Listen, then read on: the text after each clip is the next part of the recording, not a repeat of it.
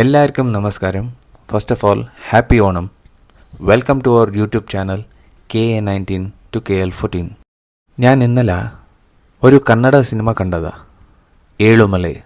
സത്യം പറഞ്ഞെങ്കിൽ Kannada industry is on a role.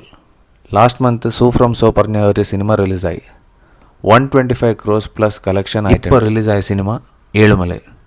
ഇതിൻ്റെ ഡയറക്ടർ പുനീത് രംഗസ്വാമി, ഇതിൻ്റെ പ്രൊഡ്യൂസർ കാട്ടേര സിനിമേൻ്റെ ഡയറക്ടർ തരുൺ സുധീർ, പിന്നെ അറ്റ്ലാന്റ നാഗേന്ദ്ര. നിങ്ങൾക്കെല്ലാവർക്കും സൂ ഫ്രം സോ സ്റ്റാർട്ടിന് എൻഡ് വരെ എങ്ങനെ ചിരിപ്പിച്ചിട്ടുണ്ട്.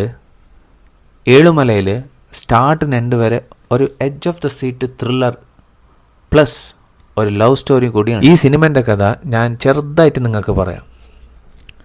ഒരു പെണ്ണും പിന്നെ ഒരു ടാക്സി ഡ്രൈവറും തമിഴ്നാട് കർണാടക ബോർഡറിൽ 2004 അവർക്കറിയാതെ ഒരു ക്രൈമിൽ പെട്ടുപോകുന്നു.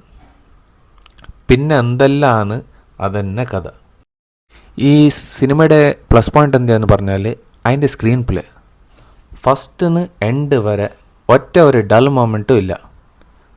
പിന്നെ അവർ റിയൽ ലൈഫ് ഇൻസിഡൻസിനെ കുറേ നന്നായി കണക്ട് ആക്കിയിട്ടുണ്ട്.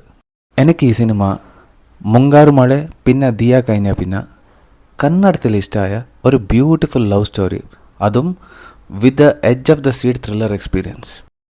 എനിക്കിൻ്റെ ക്ലൈമാക്സ് കുറേ ഇഷ്ടമായി. ഒരു ഹാർട്ട് ടച്ചിങ് ക്ലൈമാക്സ്. ഞാനത് എക്സ്പെക്റ്റേ ആക്കിയിട്ടില്ല. കേരളത്തിൽ ഈ സിനിമ ഇനിയോ റിലീസ് ആയിട്ടില്ല എന്ന് തോന്നുന്നു. ഞാൻ ഈ സിനിമ കണ്ടത് ബാംഗ്ലൂരിലുണ്ടെങ്കിൽ നിങ്ങൾ തീർച്ചയായും ഈ സിനിമ പോയി കാണുക. നിങ്ങൾക്ക് എല്ലാവർക്കും ഇത് ഇഷ്ടമാവും. സബ് ടൈറ്റിൽസും ഉണ്ട്. നിങ്ങൾക്ക് എല്ലാവർക്കും ഈ റിവ്യൂ ഇഷ്ടമായെങ്കിൽ ലൈക്ക് ചെയ്യുക, ഷെയർ ചെയ്യുക, സബ്സ്ക്രൈബ് ചെയ്യുക.